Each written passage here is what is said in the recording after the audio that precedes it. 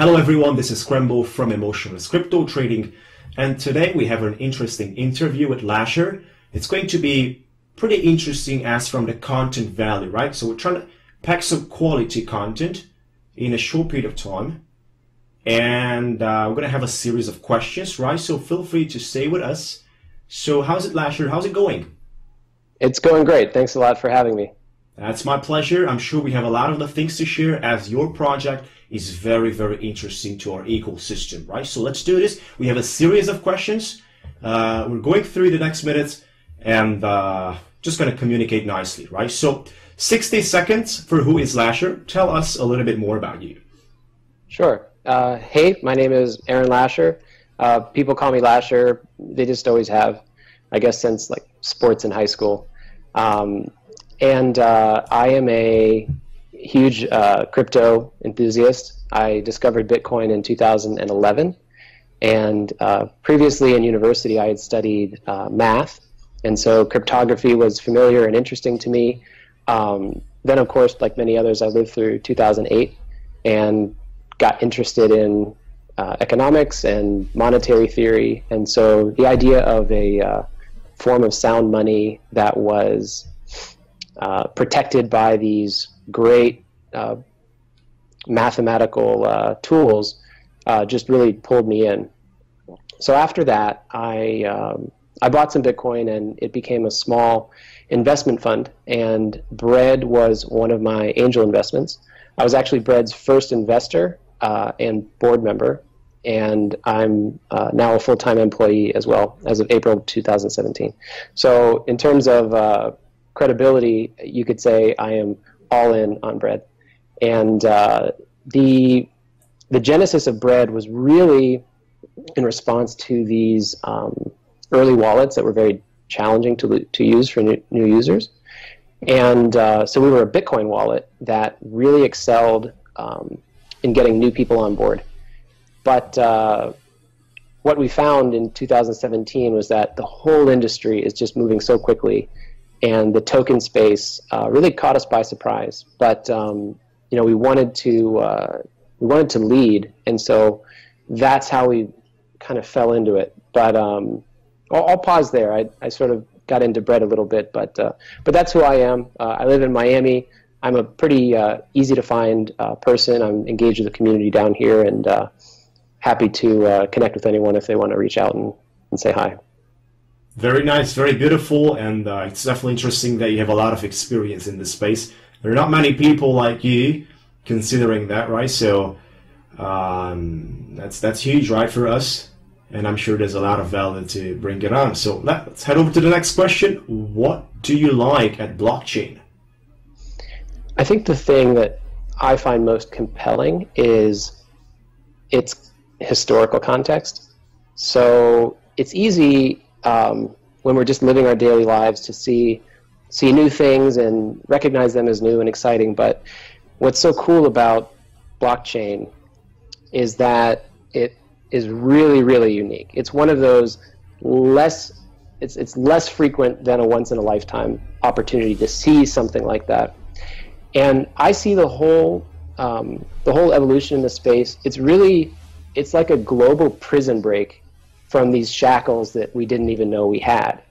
And they've been there the whole time, and they've been there throughout all of human history.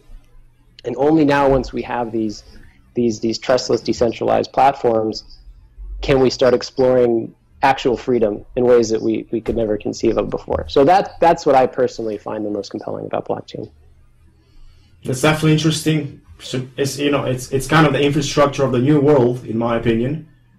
And this is how it's going to be built around a blockchain. So usability is already right there, even nowadays.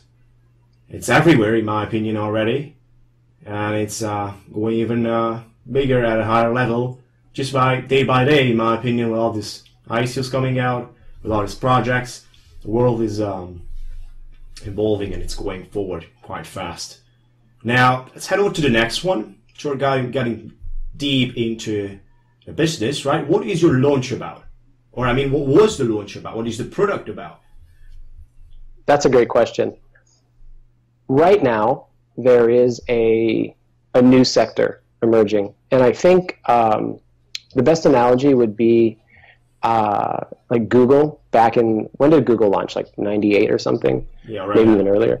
I remember at the time that we already had search engines. So there was like Alta Vista and Lycos, and I think there was even Yahoo Search. And Google came onto the scene, and everyone said, they're just a search engine.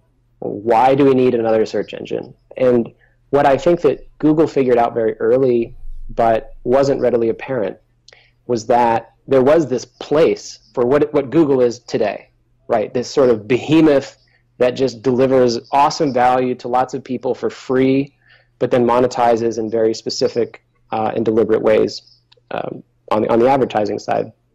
And so they were never just a search engine. They were a window into the internet. And I think that something is happening right now with crypto where there will be similar Google-esque companies. And so it begs the question, what do they look like today? And if it is similar to Google in that we need a window to crypto, right? A way that a place people always go when they want to interact with cryptocurrencies and tokens. What does that look like? And the answer to me is a wallet. So it's very similar where you could say these wallet solutions are just a wallet. Well, no, they're not just a wallet. They are the window to crypto. And the challenge is in architecting that thin layer appropriately so that people get what they need in a secure fashion. And then it's going to be, in my opinion, very much winner take all. So right now there's a lot of competition. There are a lot of wallets. They all have different angles on their vision. The industry that we believe we are disrupting is banking. And this goes back to 2008. I mean, remember why Satoshi made Bitcoin and the initial message in the Genesis block about the bailouts with banks. This is about money and the nature of money and the nature of banking. And in our opinion, we have to go back to that and recognize that that's one of the things that really needs to be rooted up and redesigned. So we see both retail and investment banking being totally changed in the next 10, 20 years. And the way that's going to look is instead of banks holding your money, you hold your money. But banks do a lot of things right. So there are still all these financial services you need, such as issuing loans, taking out loans, paying your bills, receiving your wages, buying different products, having a card. All of these things are good. So the question is, how do you deliver the benefits of decentralized banking with all of the services that we actually enjoy? And that's where Bread, I think, got the plot correct. So we're trying to build the world's largest decentralized bank. We're global from day one, and our model is to simply partner with service providers around the globe to do all the things you want to do. We definitely foresee a day in the future where you can do anything with your digital assets that you can do with your dollars or euros or yen today. Yeah, that's pretty impressive in my opinion. Fantastic to hear that you have such a big goal, right? That's a huge goal right there. Looking to offer such a service that's definitely wide, and it makes our life a lot easier in my opinion. So this is something that nobody could refuse as long as you would not look for the best life you could achieve, not only from financial perspective, but only just by day life living of what kind of things you need day by day, right? So Brad is right there providing you kind of a lot of help. And if it makes a difference, then why not using it? I mean, it's definitely normal. I mean, it's a normal way to do it. So, of course, beautiful. Let's head over to the next one. What motivated you to create this project? I should probably actually first tell some of your viewers what Bread does, because I just assume everyone knows, because we do have about 1 million customers around the world, and I talk with them all the time, but I realize some of our token holders and people in the token space don't know who we are. So we are one of the largest, most trusted, fastest growing Bitcoin wallets. And the core functions of holding, sending, and receiving we provide, and those will always be free. At least we don't collect any revenue on that. You have to pay mining fees. We are expanding all of that into additional assets and tokens. So the first is Ethereum. which we already built and is in our beta program. In fact, many of our token holders participated in our token sale using the Bread app and are able to hold their BRD that way. All of that is getting fleshed out and will be introduced in the general release pretty soon. And we see that as something that a lot of people really want. Just to explain a little bit how we got, why we decided to do a token sale and create this project. We were, a lot of us are super duper staunch Bitcoin enthusiasts, and it's always been our first love. And it was, I think, a longer process for many of us than most to get into the token space and not just see it all as a bunch of scams and pump and dumps and things like that. We came around a little more slowly. And a quick story. Eric Voorhees is an acquaintance of mine, and I was talking on the phone with him a couple of years ago, and he told me that he was the secret CEO of this company called Shapeshift. And if you remember, Shapeshift launched with like a pseudonym CEO. It ended up being Eric Voorhees. And he said, yeah, we're going to do this this altcoin exchange. And I thought it was the stupidest idea.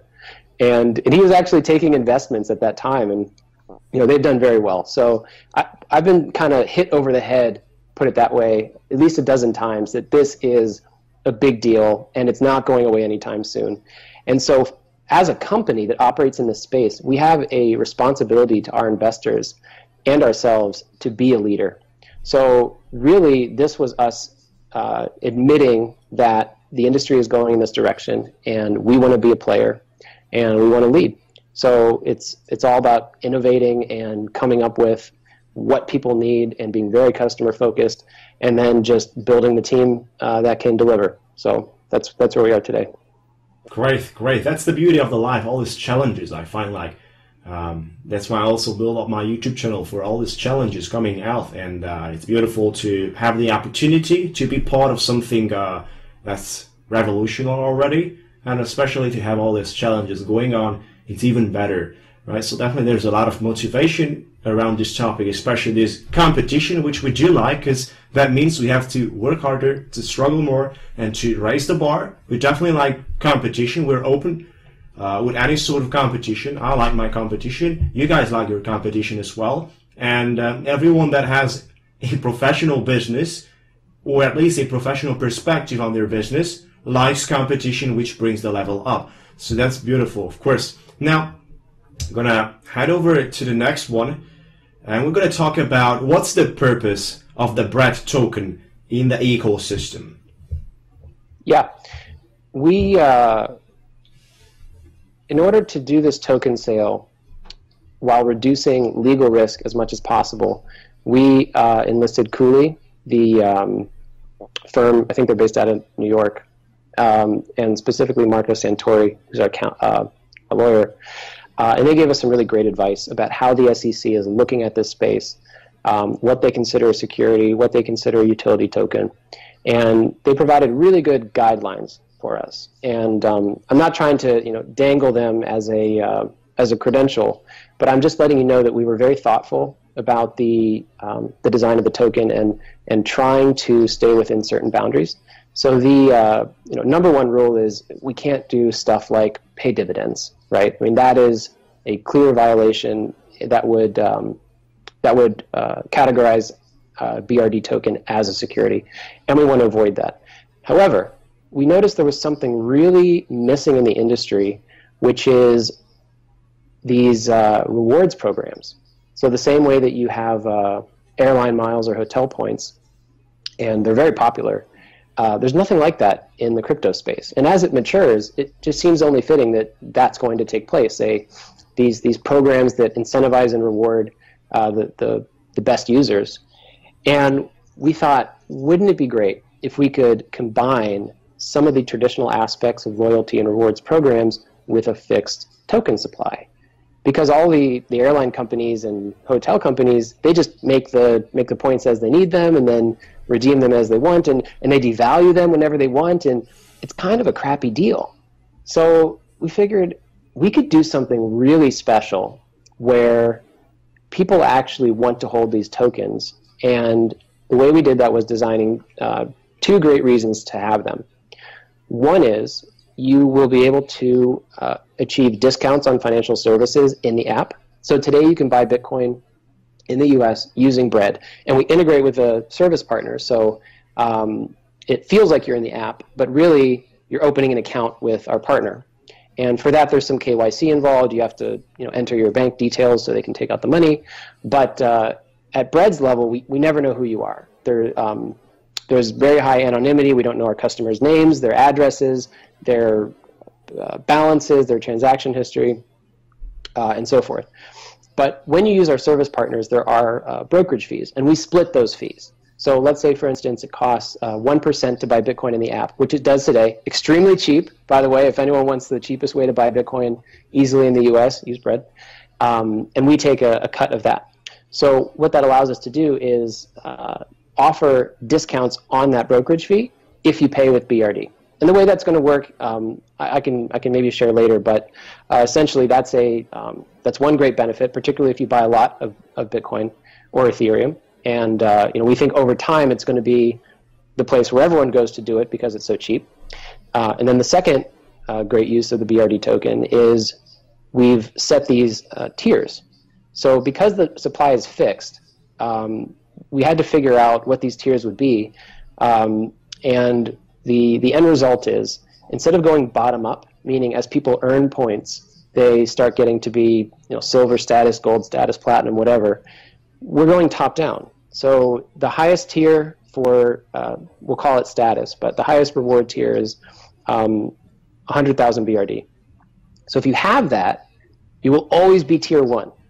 And what that means is, over time, as the user base of Bread grows, and we have more customers and more people holding BRD, it will probably become much more difficult to hold that many BRD. Just as a simple math problem, customers divided by, or tokens divided by customers.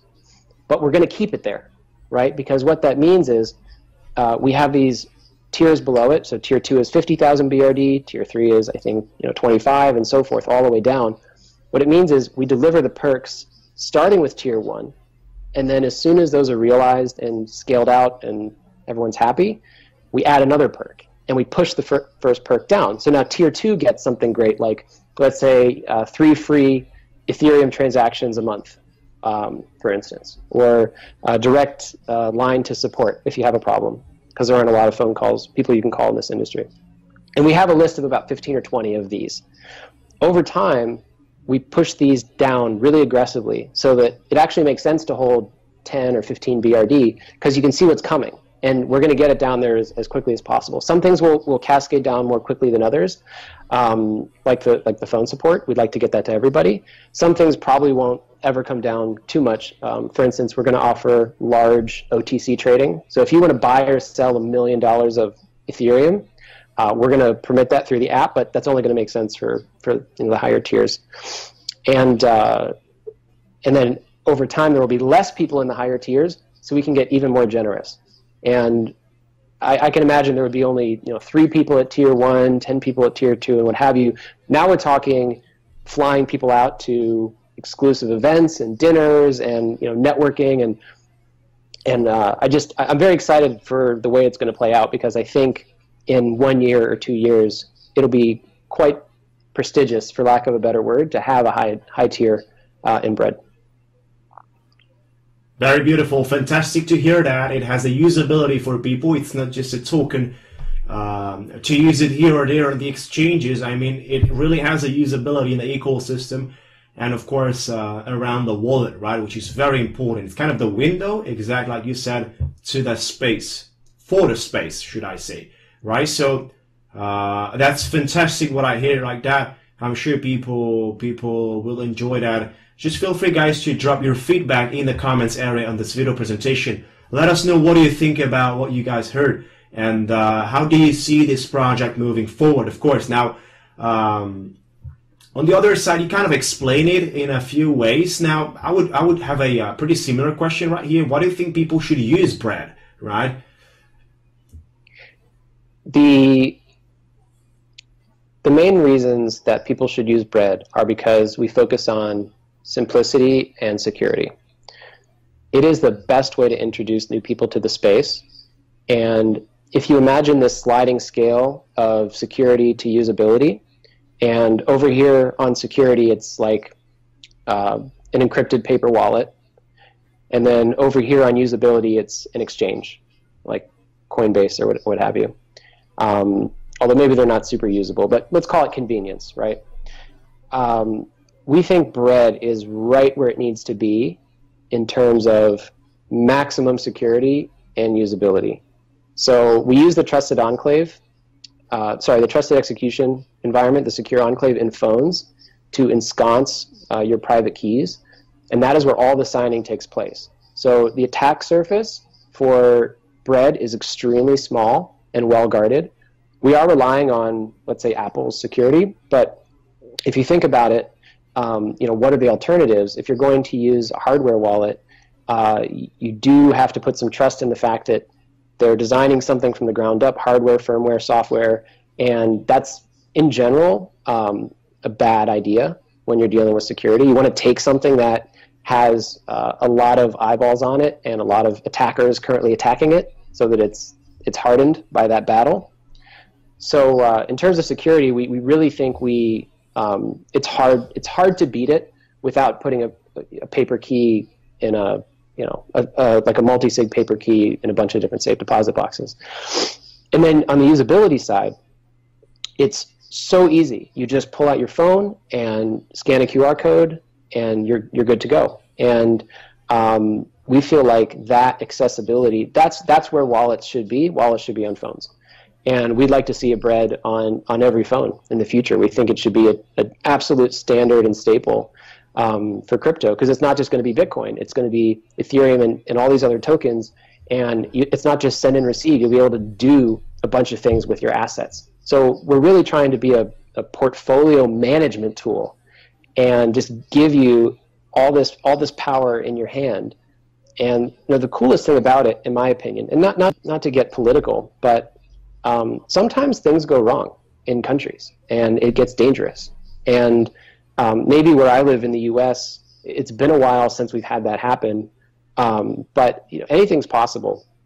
And having to leave a place where you've lived for many years and take your family with you and start somewhere new is a reality for many individuals today. And it sucks. I mean, if you have businesses or assets or anything that you can't just put in a suitcase and take with you and your family, you have to leave that behind. Or try to smuggle out cash or gold, or risk getting caught at the border. I mean, this is really dangerous stuff. And if you have your life's financial situation in the palm of your hand, where you can just go, that to me is a super empowering concept. Not only that, everything in our wallet is derived from your 12 secret words. So when you download Bread, it says, here are 12 words that are unique to you and your wallet. We've never seen them. No one's ever seen them. Write these down. Put them in a safe. Keep them in a safe place. You don't even need your phone. You just need those words. So you can just memorize those 12 words. I mean, let's say you've got millions of dollars in Bitcoin, Ethereum, tokens, other digital assets. All you have to do is memorize those 12 words, gather your friends and family, get on an airplane, and go to, I don't know, Australia or wherever we're not crazy yet. And you don't have to start all over. And, you're still in the same places where you left. So that gets me out of bed in the morning. That kind of stuff where it's a real benefit, and it's not just a silly phone app. It's how you can take your whole financial life with you everywhere you go. Yeah, that's beautiful, and it's exactly like it is, and it's happening, even with us nowadays. I mean, we can use this. We're doing transactions from these apps even today, and we're not really having those kind of problems you were mentioning. So in our normal day-by-day life, this token and this project and everything all around it can be used for your transactions, for different other projects, and for everything that's going to be included in the future as well, right? So not only in those specific circumstances, right, but also in the normal day-by-day lifestyle, this thing can be used heavily as just like if you're going and having some stuff to do in the downtown, you have your entire financial assets with you if you want to do that, right? And of course, why not? As long as it's very feasible, very, very feasible. It's very easy to install it.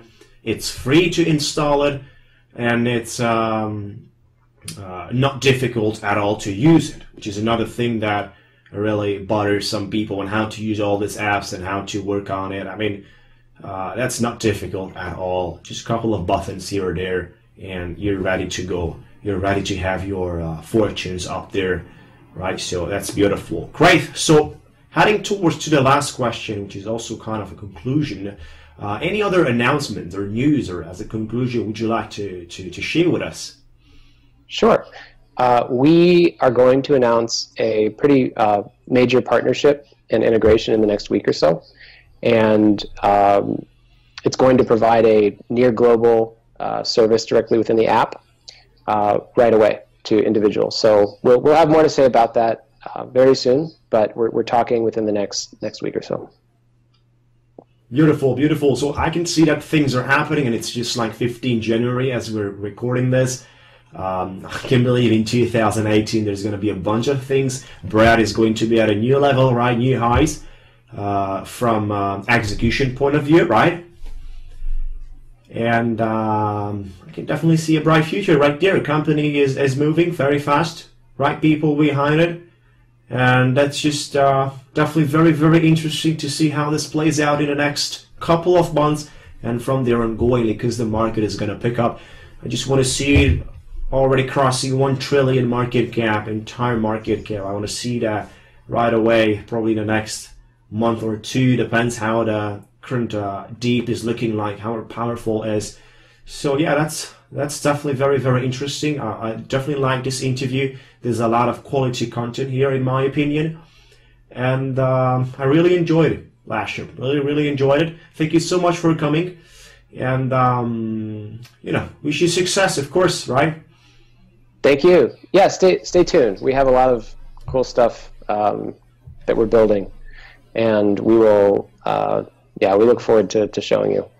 Very great. For all the useful links, you guys can look in the description area, and from there you gotta go to the Twitter, Telegram, and all these things where you can find updates and everything, right? So that's kind of all about. Thank you so much, and talk to you soon.